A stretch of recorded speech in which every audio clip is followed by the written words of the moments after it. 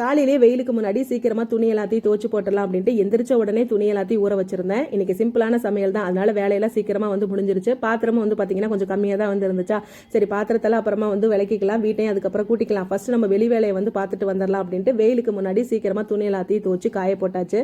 இந்த துணி துவச்சு காய போடும்போதே பார்த்தீங்கன்னா எப்படா போய் அந்த சாப்பாடை சாப்பிடுவோம் அப்படின்றது போல இருந்துச்சு.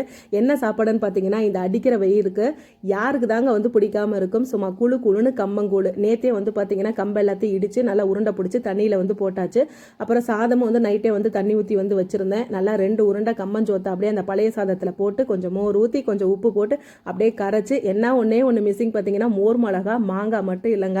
அதுக்கப்புறம் பாப்பாவுக்கு வந்து தயிர் சாதம் வந்து செஞ்சு கொடுத்துருந்தேன் மதியானத்துக்கு. அப்புறம் உருளைக்கிழங்கு வறுத்து கொடுத்துருந்தேன். காலையிலே ஹரணி வந்து கம்மங்கூழ் குடிச்சிட்டு தயிர் சாதமும் உருளைக்கிழங்கு வறுவலை எடுத்துகிட்டு போயிட்டாங்க. நேற்று வச்ச முருங்கைக்காய் சாம்பார் வந்து இருந்துச்சு. மதியானத்துக்கு அந்த சாதம் இருக்குது. காலையிலேக்கு கம்மங்கூழ் தாங்க.